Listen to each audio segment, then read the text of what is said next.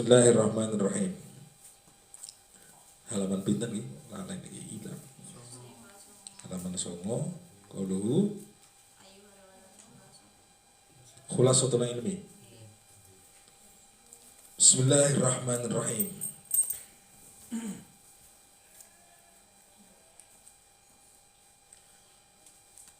Ayyuhal waladu khulasatul ilmi anta alamat ta'ata wal ibadata mahya. Ayyuhal waladu heling-eling anak. Khulasatul ilmi utawi kesimpulane ilmu. Iku jadi kesimpulan dari ilmu yang kita pelajari itu apa sih? Iku antak lama yento ngerti sapa sira ngerti atau ata ing taat wal ibadata lan ngerti ing ibadah.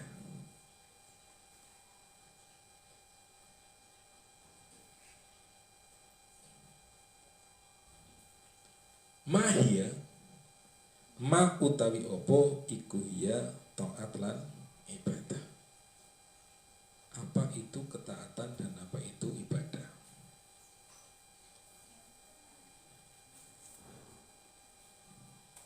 Iklam ngerti asiro ngerti anna ta'ata temen setuhuni taat wal ibadata lan ibadah iku mutaba'atus syari'i.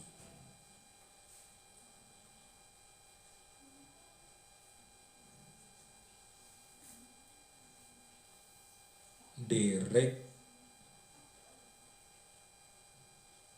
syarek. Derek syarek. Syarek sih sinten? Syarek niku Gusti Allah kalian Rasulullah. Syarek itu adalah pensyariat yang memberikan kita syariat. Nah, syariat itu dari Allah dan dari Rasulnya. Derek fil awamiri ing dalam piro-piro dawuh wan nawahi lan piro-piro larangan.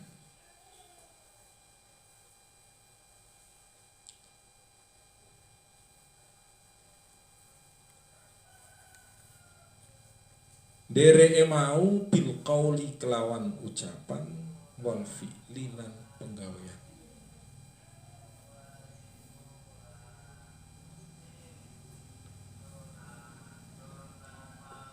Bil fi'li bil qauli kelawan ucapan wal fi'li lan penggawean. Yakni negesi musannif. Yakni negesi musannif. Artinya musannif menjelaskan. Maksudnya begini loh, itu yakni.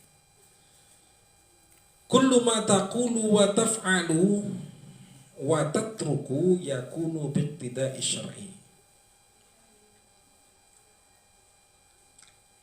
Kullu ma taqulu, kullu ma diskabiane perkara silai ma taqulu. Kullu ma diskabiane perkara silai ma taqulu kang ngucap sapa sira. Wa taf'alu lan agawe sapa sira. Wa tatruku lan tinggal sapa sira.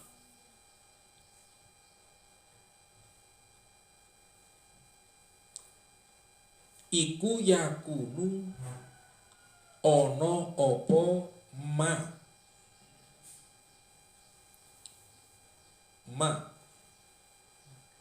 ana iku biqtida syar'i kelawan manut syariat. Iku biqtida syar'i kelawan manut syariat.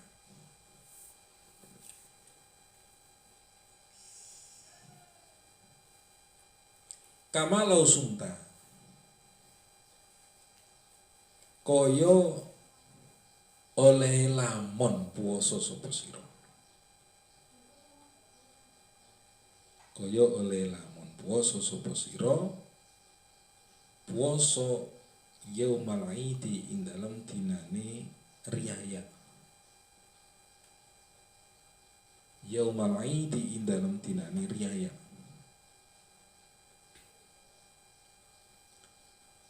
Wa ayamat tasyriki lan ing dalem pira-pira dina tasyrik.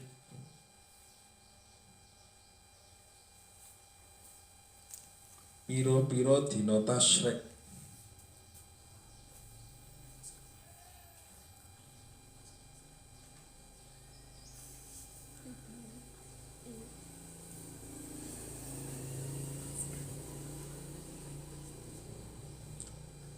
Jabe syarat lau takunu mongko ana sapa sira takunu mongko ana sapa sira ana iku ngasian wong kang durhaka. Ana iku ngasian wong kang durhaka.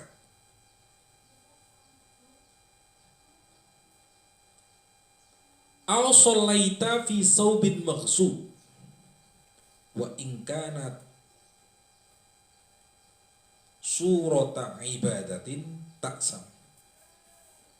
Aw sholaita utawa salat sapa sira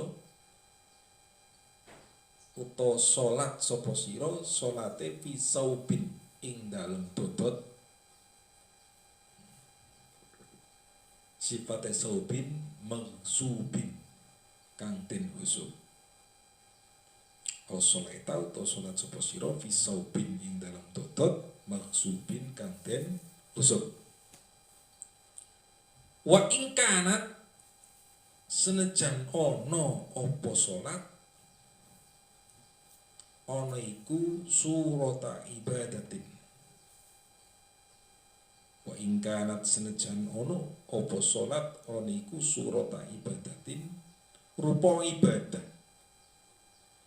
Ana iku surata ibadatin rupa ibadah.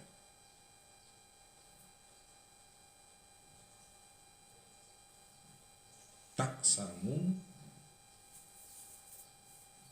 dosa sapa sira. Taksamu dosa sapa sira. Saya jelaskan bahwa kesimpulan daripada kita belajar itu ngapain sih? Kita mencari ilmu, salah satu kesimpulannya apa sih? Kesimpulannya adalah mutaba'atus syari'il amawir wan nawahi, agar kita bisa derek syariat, derek melakukan apa yang diperintahkan dan meninggalkan apa yang dilarang. Kalau kita perhatikan ke sini, berarti ilmu endingnya itu untuk ketakwaan atau ketakwaan. Nah, kita kan disuruh untuk menjadi orang yang bertakwa. Bertakwa itu apa? Mengikuti apa yang diperintahkan dan menjauhi apa yang dilarang.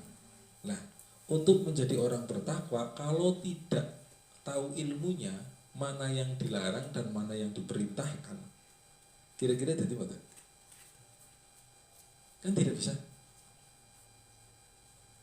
Seperti misalnya kita senang maring wong, sing kepenak wae contohnya sing jenengan melewati senang maring wong, ngaku senang iku kan salah satu bentuk senang iku memberi sesuatu yang dia sukai dan menghindarkannya dari sesuatu yang dia tidak suka.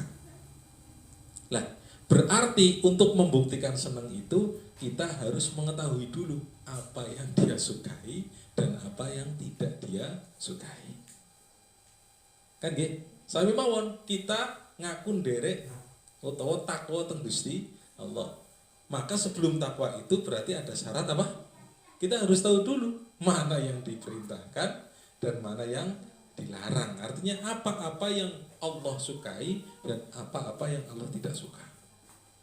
Nah, baru kita bisa bertakwa. Misal seneng karo wong, baru kita akan dikatakan seneng nek wis ngerti gizi, ngerti kae senenge kiye.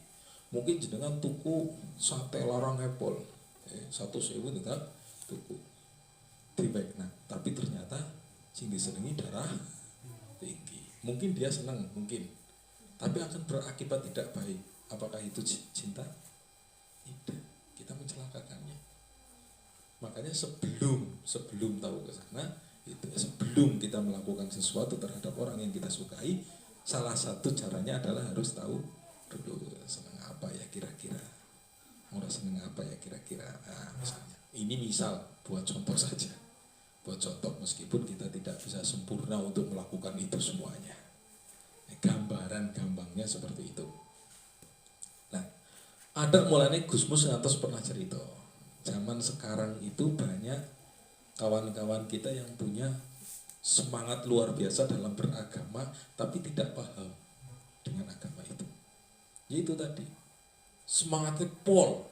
Ngantos nyuwun sewu akan mengadakan gerakan sholat tahajud bersama di masjid misalnya. Gerakan iktikaf selama Ramadan full 24 jam di masjid. Kan gitu. Dia lupa bahwa di luar daripada itu masing-masing kita juga punya tugas dan kewajiban yang berbeda-beda. Wonten sing kedah mencari nafkah, ya nyuwun sewu misalnya jenengan duwe bojone iktikaf bae dengan alasan ngisi bulan Ramadan, anake urung tuku klambi. Kira-kira kepripun niku?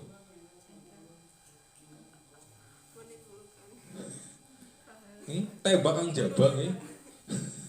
Yang gitu. Artinya ada miskomunikasi, ada sesuatu yang tidak tepat dipahami dari agama ini.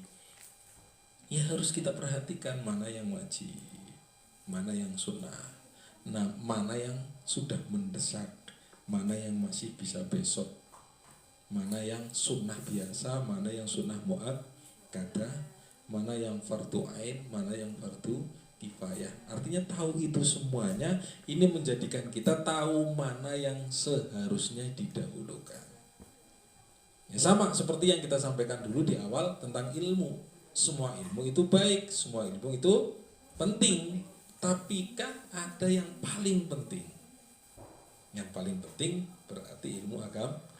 Karena apa? Karena setiap hari kita menggunakannya. Berbeda dengan ilmu gawe donat misalnya. Kan tidak tiap hari jenengan butuh. Andai kan tidak bisa pun bisa beli. Mendingan sekarang masih totol. Kan gitu. Tapi kalau ilmu agama jenengan mau beli. Lah orang bisa mempelajari agama itu agama enggak ada. Enggak ono. Mau tidak mau berarti harus belajar. Harus tahu arkanul wudu'i, harus tahu furudul wudu'i, arkanul sholati, arkanul haji. Lah kayak haji ya bisa sebenarnya. Arkanul haji ada sholat, ada puasa, zakat dan sebagainya perlu tahu karena apa? Karena itu adalah hal-hal yang mesti kita lewati dan kita hadapi dalam kehidupan ini. Di luar daripada itu juga banyak sekali, termasuk berhubungan dengan sesama manusia, berhubungan dengan makhluk hidup yang lain, dengan hewan, dengan tumbuhan. Itu sebaiknya bagaimana sih? Kan begitu. Itu kan ada ilmunya. Nah, mengetahui pentingnya hal-hal demikian itu juga merupakan bagian dari ilmu yang kemudian kita menjadi tahu, oh ini yang harusnya kita lakukan, ini yang besok. Sama-sama kudu dilakukan kabeh, tapi mana yang duluan? Oh ini enggak boleh, ini boleh. Nah, maka khulasatul ilmi ini menjadi sebuah kesimpulan ini bahwa khulasah kesimpulan daripada kita mencari ilmu niku mutaba'atus syari' fil awamir wan nawahi. Mengikuti syariat baik perintahnya atau meninggalkan larangannya. Lah, banyak orang berpahala tapi orang apa-apa. Gur gara-gara ngerti ilmu nih. Gur gara-gara ngerti ilmu nih niku uli pahala padahal nek didelok no podo bae orang apa-apa. Misalnya sing siji kemarin dulu sudah sempat saya sampaikan, sing siji turu tapi turu nuruti karep dewek, sing siji turu menghindari maksiat. Karena apa? Karena dia ngerti anak lagi anak kayak lah kemaksiatan itu orang anak dosa. Dan dia menahan diri dengan cara turu direm-rem nabai pokoknya turu menyuara pengen anak. Malah nang omah gawene apa misalnya. Podo-podo kelihatannya tidur-tiduran, tapi gara-gara yang satu tahu bahwa nek aku haringana dosa. Makanya aku melakukan tidur-tiduran nang omah bae men ora kepengin maring ngana.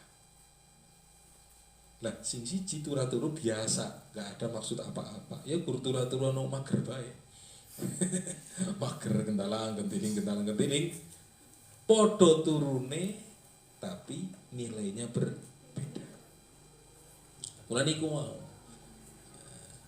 Misalnya ada yang gerakan tahajud berjamaah. Ada gerakan sholat duha bersama. Iku malah medeni niku. Secara ilmu syariat iku malah medeni. Contoh niki nggih contoh mawon menjenengan ngerti ilmu nih. Ngerti contohnya ngerti ilmu nih. Sholat duha niku disyariatkan dengan tidak berjamaah, Mas. Sholat duha itu memang disyariatkan, tapi dengan tidak berjamaah. Jamaah sholat duha kena orang kena, tapi tidak dianjurkan. Tidak dianjurkan. Nek jenengan kok membiasakan ayo jamaah bae duha nek. Padahal jenengan ngerti nek duha niku apike ora jamaah. Tidak dalam rangka apa-apa, kur kepengin greng rame-rame niku dadi jenengan membuat sebuah syariat baru. Itu yang disebut bid'ah. Karena apa? Rasulullah tidak memerintahkan kita untuk jamaah sholat duha. Sholat aja mau dewek-dewek. Tidak dianjurkan untuk berjamaah. Lah ketika ada orang rame-rame karena tidak tahu, kemudian pada sholat duha bersama di sekolahan misalnya, akhirnya anak-anak ini tidak dikasih tahu bahwa sholat duha itu hendaknya tidak berjamaah, cuman berjamaah dalam rangka belajar tok, pembiasaan. Biasanya begitu di sekolah itu biar anak-anak terbiasa, membiasakan diri bahwa sholat duha itu baik. Tapi harus disampaikan ke mereka bahwa apike sholat duha itu ora jamaah. Jadi titi mangsane niku engkin misalnya ya misal perampungan biasa mereka sudah terbiasa dengan sholat duha, sedikit demi sedikit disampaikan ke mereka bahwa apike jane sholat duha boten berjamaah. Nah, harus disampaikan. Kalau tidak disampaikan, kemudian mereka tetap tahunya sholat duha apike berjamaah, gara-gara jenengan tidak menyampaikan itu, engkau akhirnya mereka paham duha gue kon berjamaah, tahajud berjamaah, kan gitu, witir berjamaah, apike dhewe kan wis kadung jalan keprimen carane, yaitu hanya untuk melatih mereka saja. Tapi apike dewek. Nah, adapun sholat tarawih bagaimana? Sholat tarawih itu sudah diajarkan berjamaah semenjak zaman Sayyidina Umar bin Khattab. Akhirnya itu termasuk min sunani khulafa'ir rasyidin. Maka kemudian menjadi sunnah berjamaah. Tapi mitire ora. Apalagi di luar bulan Ramadan, sholat malam, sholat hajat, sholat nopo, ngipun sholat saja sendiri dan apike sholatnya kuwi dewek nang omah dewek. Nah ini harus disampaikan karena bok sampai salah paham darani kon gaya gue. Nah ini artinya apa? Ini artinya di syariat kita cukuplah yang terpenting adalah yang jamaah gue 5 waktu baik. Di luar pada itu silahkan kalian atur waktu masing-masing sesuai dengan kesibukannya masing-masing. Sing awane niku kerjane berat, nggih bengi aja kesuwen. Cukup 4 rakaat, 2 rakaat wis lah. Ojo sampai sing sebengi duduk salat bae. Kan nggih? Sing kesibukan pagine jam pagi misalnya harus jam 7:30 harus sudah ada di tempat pekerjaan. Itu kan sudah bisa sholat duha lebih pagi jam 7 sudah bisa. Atau sekarang jam 7 sudah siang. Sudah bisa. Tapi sing omber, misalnya dia harus pagi banget berangkatnya, justru luangnya nanti pas istirahat jam 9, silakan jam 9 sendiri-sendiri. Sambil edok-edok ke kamar mandi, kemudian mampir musola kan, ya, sholat 2 rakaat, 4 rakaat. Silakan. Tapi tidak usah dijadikan gerakan harus nggak usah berlebihan. Itu sudah berlebihan menurut saya. Jadi hal-hal yang memang tidak diajarkan dari awal ini pun dinikmati dengan sesuai dengan kesibukan Anda masing-masing. Karena memang sengaja dibuat begitu biar sesuai, tidak merepotkan kalian, tidak membuat susah kalian. Jadi slow mawon. Sing terpenting adalah lima waktu. Itu pun bagi laki-laki. Perempuan apike gawe jamangan dhewek nang omah. Kan? Tapi ya wis kadung ning desa iki. Kadung nang desa malah sing semangat berarti wong wadon sing lanang malah ning masjid. Padahal yang dianjurkan utama adalah yang laki. Yang perempuan apik iku duwe pamasteren dhewek diimami nang dhewek. Jenengan sing wis pinter-pinter ngimami. Burine kanca-kancane sing belajar. Seperti itu aslinya. Paham ya? Biar tidak salah-salah terus. Pun. Kama lau sumta yaumal idi, nek sampean puasa bulan Id, hari Id, hari raya Idul Fitri atau hari raya Idul Adha. Niku kan malah padahal puasa itu kan puasa ora apik, puasa ya apik lah. Tapi kalau tidak pada tempatnya gara-gara tidak tahu malah dosa. Sholawatan apik mboten? Apik. Karo adus sholawatan? Nah, sholawatan apik tempat iki masyaallah. Karo ngeten-ngeten sholawatan, yo malah dosa. Kan nggih. Nggawa tulisan la ilaha illallah, nggawa Quran yang ngendi-ngendi apik mboten? Slayere la ilaha illallah apik mboten? Klambine malah tulisane la ilaha illallah apik mboten? Tapi pas napa mboten? Nunggu klambi jenengan ana tulisane la ilaha illallah paring marang kamar mandi pripun? Udah. Ya kan? Ini namanya bidunil ilm. Gara-gara orang ngerti ilmu nih, dadi malah karpe kepengin, niki karpe pengen nyenengno, malah dadi gawe ala, gawe ora apik, gawe kapok. Karpe jere golek ridone Gusti Allah. Selayarane la ilaha illallah. Ono wong keren banget senenge mabok-mabok topine la ilaha illallah. Ada diskotik. Ini, saya pernah nangis di alun-alun pernah ada sholawatan. Gus apa kan orang paham. Sehingga asal pinter sholawatan jadi Gus.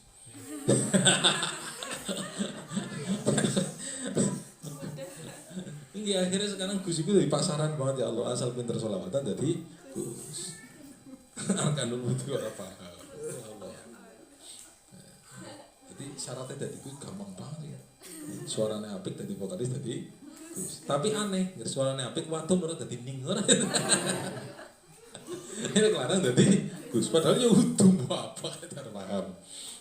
Lah, niku ketika sholawatan niku ono bakul slayer la ilaha illallah. Lah saya ketika mau ke masjid, bocah cewek-cewek niku padha iketan la ilaha illallah niku padha arep ning kamar mandi niku.